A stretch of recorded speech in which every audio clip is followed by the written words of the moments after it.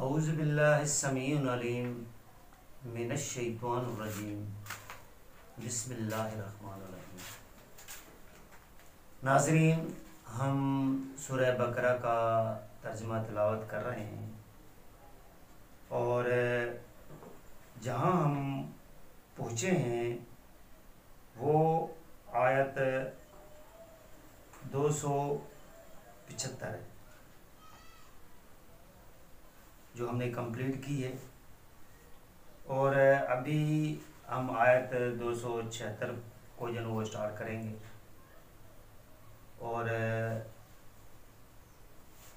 275 में कुछ एक आयत के अंदर कुछ ऐसा टुकड़ा भी आया था जिसको अल्लाह ताला ने बताया था कि ये जो सूद खा रहे हैं वो क़यामत के दिन ऐसे उठेंगे जैसे शैतान ने छूकर किसी को बावला बना दिया हो, जिसमें हमने कुछ इस आयत को काफ़ी ब्रीफ किया था और बताने की कोशिश की थी, आपको समझाने की कोशिश की थी कि ये छूकर बावले का मतलब क्या होता है। और जिस तरह तावीज़ और गंडों वाले जो बना रहे होते हैं या कुछ मौलवी हजरात इस तरह के बना रहे होते हैं कि भाई इंसान के अंदर जिन चला जाता है और वो इस तरह वो सारा कुछ कर रहा होता है। कुछ फिर लोग भी ऐसे ही होते हैं जो मान रहे होते हैं कि हाँ भाई मेरे अंदर जिन है, फिर वो जब खाते हैं ना लाठियाँ और बाकी चीज़ें तो फिर वो उनके जिन से सारे भाग जाते हैं क्योंकि वो सारे बनावटी होते हैं। इस तरह का कोई नहीं कुरान बता रहा कि किसी के अंदर कोई चीज़ चली जाए। शैतान को भी जो मोहलत दी गई थी उसको बताया गया था कि आप दावत दे सकते हो, तो ये समझाना होता है। फिर आप किसकी दावत कबूल करें या ना करें, अल्लाह ताला खुद समझा रहे हैं, ये पूरा कुरान समझा रहा है। फिर कुछ अहकामात हैं और अल्लाह ताला ने सूद के बारे में अभी हुक्म दे रहे हैं और सूद को अल्लाह ताला ने हराम करार दिया हुआ है। तो बराए मेहरबानी जो मुसलमान हैं और वो जो खुद को मुसलमान तस्वर कर रहे हैं उनको अल्लाह के अहकामात के बारे में सोचना चाहिए, क्योंकि अल्लाह ताला ने इस आयत में उनको भी बताया था जो पहले ले रहे थे कि जो ले चुके वो ले चुके, लेकिन अभी सुधर जाओ। तो अगर आप लोगों को भी नहीं पता है, आप पैदाइशी मुसलमान हो, कलमा पढ़ लिया है और आपको नहीं पता, तो अभी हम आपको बता रहे हैं कि ये सूद हराम है। तो ये सूद को प्लीज़ छोड़ दें, अपनी मेहनत की कमाई खाएं। तो अल्लाह ताला फरमा रहे हैं आगे, अल्लाह मिटाता है सूद को और बढ़ाता है सदकात को। सदकात खैरात को बोल रहे हैं, अरबी में सदकात है, सिंधी में भी सदका कह देते हैं लोग कि भाई अल्लाह का सदका करो, अल्लाह का सदका निकालो। ये वही है जो अल्लाह के नाम पे कोई चीज़ निकालो, खैरात करो, ये वही चीज़ है। तो अल्लाह ताला फरमा रहा है कि मैं खैरात को बढ़ाता हूँ जो मेरे नाम पे आप देते हो, सूद को मिटाता हूँ। और अल्लाह पसंद नहीं करता किसी नाशुक्र गुनहगार को जो अल्लाह ताला का कहना नहीं मानता, अल्लाह ताला का शुक्र अदा नहीं करता। शुक्र अदा करने का मतलब है कि आप उसका कहना नहीं मान रहे हो, तो अल्लाह ताला ऐसे बंदे को पसंद नहीं करता। बेशक जो लोग ईमान लाए और उन्होंने अच्छे काम किए, देखें एक तो ईमान लाना, दूसरा उसके साथ अच्छे काम करना। तो आप खुद अंदाजा लगा ये सूद कौन सा अच्छा काम है। अगर आपकी इसी तरह सारी की कमाई निकल जाए तो आपको कैसा लगेगा। तो जो ले रहा है उसको भी सोचना चाहिए कि भाई मैं किसी और बंदे की इस तरह कमाई कैसे ले रहा हूं। मुसलमान का काम है कि दूसरे मुसलमान की मदद करे। मदद तो आप लोग करते नहीं हो, सूद के लिए आपके पास पैसे हो जाते हैं कि ये दो डबल करके दे देना मुझे, तब के आपके पास कहां से पैसे छत से टपक जाते हैं, फिर आ जाते हैं। और मदद करने के लिए आपके पास तो भाई हम तुम्हारे पास तो कुछ भी नहीं है। तो ये ऐसे नहीं, ये फिर ये मुसलमानी वाला काम नहीं हुआ। या तो फिर पूरे के पूरे खुद को काफर समझो, इनकार कर लो ना, जिस तरह वो मक्के के मुशरिक कह रहे थे कि भाई हमने नहीं मानना, कलमा भी पढ़ना है, खुद को मुसलमान भी तस्वर करना है और काम भी वो यहूदियों और नसरानी वाले करने हैं। तो यहूदी और नसरानी में तो यही कर रहे थे ना, तो आप कौन से फिर जो ना वो दूध के धुले हुए बन गए। तो प्लीज मेहरबानी करके किताब पे आओ, किताब पे। तो अल्लाह ताला फरमा रहे हैं जो लोग ईमान लाए और किए उन्होंने नेक काम, अच्छे काम, और कायम रखी नमाज, और नमाज पढ़ते रहे और देते रहे ज़कात, उनका अजर उनके रब के पास है। यानी फिर जो सवाब मिलेगा, अल्लाह ताला फरमा रहा है कि उनका अजर जो है, वो सवाब जो है वो है, सवाब अजर ही है। मसलन जो काम आप अच्छा काम कर रहे हो उसका जो सिला मिलेगा ये सवाब है, ये अजर है, ये अजर अल्लाह ताला आपको फिर देगा, फिर सवाब आपको अल्लाह ताला देगा। लेकिन अगर आपने वो काम किए जो अल्लाह ताला ने बताए हैं, ना उनको कोई खौफ है और ना वो गमगीन होंगे। उस दिन अल्लाह ताला फरमाए क़यामत के दिन उनको ना कोई खौफ होगा, ना वो गमगीन होंगे, गमज़दा होंगे कि यार जो हमने जो कुछ कमाया था पता नहीं वो मिलेगा भी नहीं मिलेगा, अभी हमारा क्या हाल होगा। अल्लाह ताला ने उनको उस दिन गमगीन रहने नहीं देना है। फिर अल्लाह ताला फरमाते हैं ए ईमान वालों,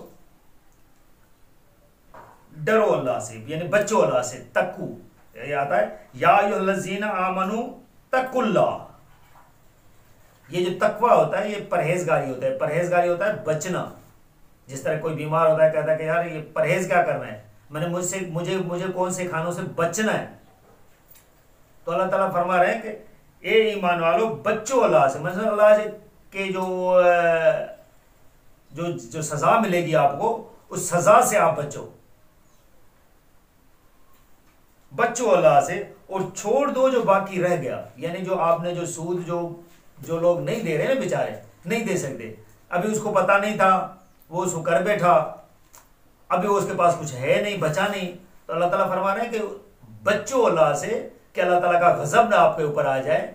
तो आप जो ना वो जो सूद रह गया है वो छोड़ दो, उस बेचारे को अभी तंग मत करो।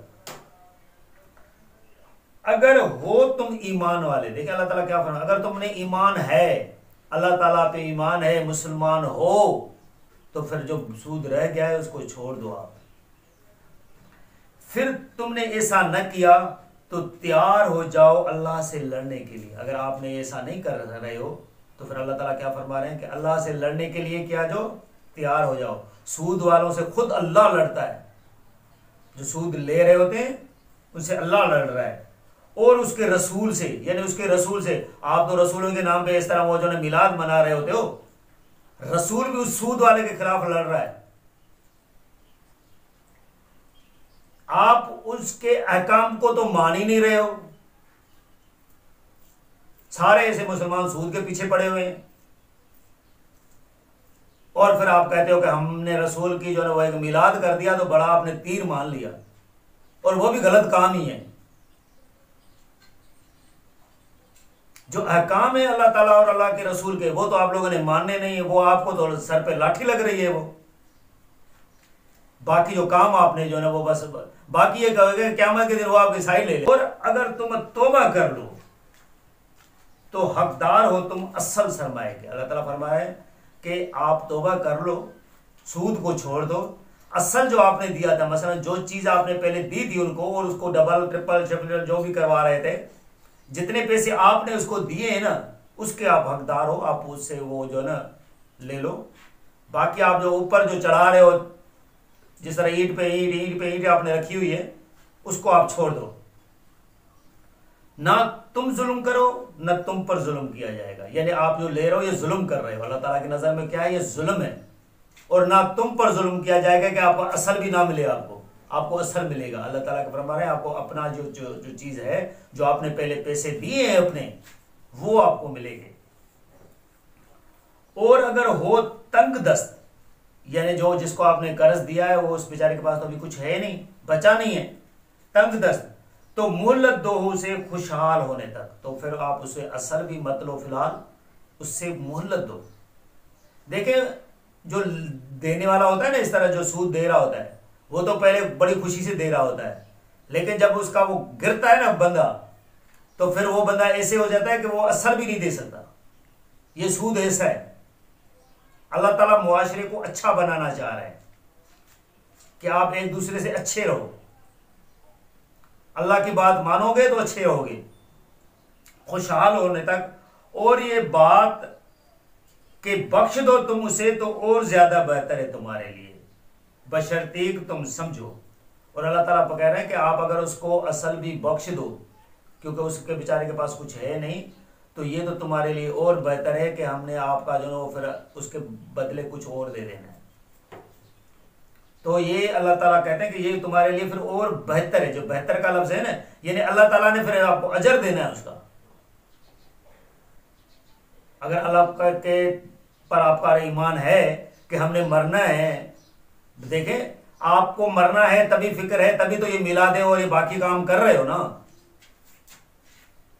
लेकिन ये मिलादे करके आप 4 देंगे उतार के या 1 देंगे उतार के आप वो काम कर रहे हो जो मसलन अल्लाह ताला ने फरमाया ही नहीं है, जो तो शायर अल्लाह में आता ही नहीं है। ये जो आप अपनी मर्जी से बस ऐसे जो ना वो जो ना आपके जहन में एक शैतान बात बिठा दिए वो कर रहे हो। लेकिन जो अल्लाह काम बता रहा है, जिसपे आपको ईमान होना चाहिए, जो अल्लाह के रसूल पर जो किताब उतरी है वो उस पर बात लिखी हुई है, आपको तो उस पर ईमान होना चाहिए कि यार अगर हम वो काम करेंगे तो अल्लाह हमें बख्श देगा। तो आप उसकी खातिर आप वो काम कर लो। वो आप पर बोझ पड़ता है, वो आपको इस तरह लग रहा है जिस तरह कोई किसी ने लाठी मारी हो आपको, तो शैतान आपको वो काम करवाने नहीं दे रहा। आपको अपने तरीके पे आपको जो ना वो जो शैतान के जो ना वो जिस तरह अल्लाह ताला ने उसका ना आप दावत दो, उनको दावत दे सकते। आपकी वो जो दिल में दावत बिठा रहा है उस पर आप लगे हुए हो। और डरो उस दिन से, यानी बच्चों उस दिन से जब लौट कर जाओगे तुम अल्लाह के हुजूर, यानी अल्लाह ताला फरमाया जब तुम लौट कर आओगे, मरोगे, फिर मैं जब आपको उठाऊंगा कयामत के दिन मेरे पास हाजिर होगे, फिर आप क्या जवाब दोगे? बच्चों उस दिन से। फिर पूरा पूरा दिया जाएगा हर शख्स को बदला, यानी जो जिसने काम किए होंगे उसको पूरा बदला मिलेगा। फिर अगर इसी तरह है तो आप अगर कोई खत्मे वैसे पढ़ रहे हो तो खत्मे ने तो अगर मिसाल के तौर पे, ये तो सवाब तो ये है नहीं, ये तो कुरान है, कुरान तो समझाने के लिए आया है। पूरे कुरान के अंदर कहीं नहीं लिखा हुआ है कि आप इसको पढ़ो मैं आपको सवाब दे दूंगा। आपने अभी तक सूरह बकरा की पढ़ी है, 275 आयत तक मैंने आपको सुनाया है, इसमें कोई एक आयत आई हो कि इसको पढ़ो आपको मैं सवाब दे दूंगा, उसका अजर मैं आपको दे दूंगा, ये पढ़ो, सिर्फ पढ़ो, ऐसे तो है ही नहीं। तो आप ये जो पढ़ के और किसी और को बख्श रहे हो, तो ये अल्लाह ताला ने कहां फरमाया है? अल्लाह ताला तो कह रहा है जो काम जो करेगा उसको वो बदला मिलेगा। ये देखिए क्या फरमा रहे हैं अल्लाह ताला, उस फिर पूरा पूरा दिया बदला दिया जाएगा हर शख्स को उसके कमाए हुए अमलों का, यानी जो उसने अमल किए होंगे उसका बदला उसको मिलेगा। मिसाल के तौर पे आप अमल ही समझ रहे हो कुरान शरीफ को पढ़ना, तो यह अमल तो आपने किया, तो आप दूसरे को कैसे दे सकते हो? यह कहां लिखा हुआ है? मसलन ऐसे काम अपने तरीके पे आप ना कराओ और वो चीजें आप अल्लाह पर मत थोपे, क्योंकि आप वो काम थोप कर दीन को में इजाफा कर रहे हो, दीनी काम बता रहे हो ना, दुनियावी काम बता रहे हो। आपकी अपना घर है, जिसकी मर्जी गिरा दो, उसके ऊपर और बिल्डिंग बना दो, नीचे कच्चा कर लो ऊपर पक्का कर लो, गिरेगा तो आप पर गिरेगा, हमें क्या है?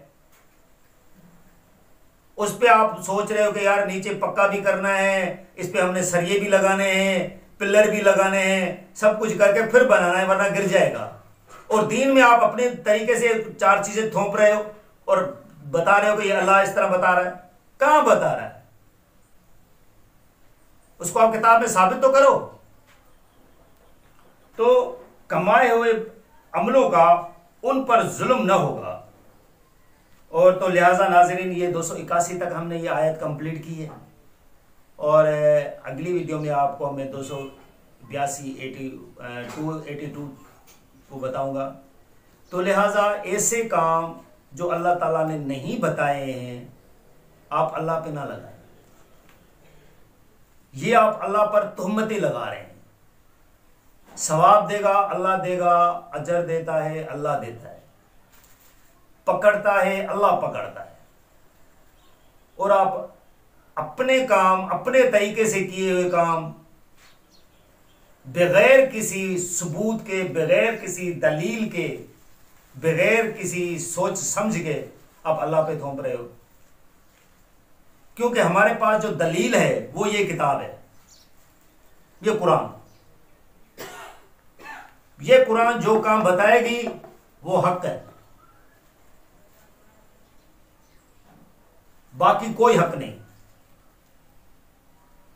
और इस कुरान को समझने के लिए अपनी अकल इस्तेमाल करो, जैसे दुनियावी कामों के लिए अपनी अकल इस्तेमाल करते हो। इनकी आयतों को समझो। और ये समझने के लिए अल्लाह ताला कई जगहों पे बताया है, नसीहत हासिल नहीं करते मगर अकल वाले, कि अकल वाले ही नसीहत हासिल करेंगे, बाकी नहीं करेंगे। दुनियावी कामों में आप तो बहुत सोच रहे होते हो, वहां तो आप कभी आपने बेवकूफ़ी का पन्ना नहीं दिखाया, और यहां आप बिल्कुल वैसे बन जाते हो, बिल्कुल बेवकूफ़ जैसे पागल हो। अल्लाह ताला ने सही फरमाया है, ये आपको को ना शैतान ने छूकर ना पागल कर दिया है। शैतान आप लोगों से चिपटा हुआ है, ये इसी तरह चिमटा हुआ होता है कि आपको कोई बात समझने नहीं दे रहा है। तो लिहाजा शैतान को झटको, और अगर मुसलमान हो तो इस किताब पे आ जाओ। जज़ाकल्लाह।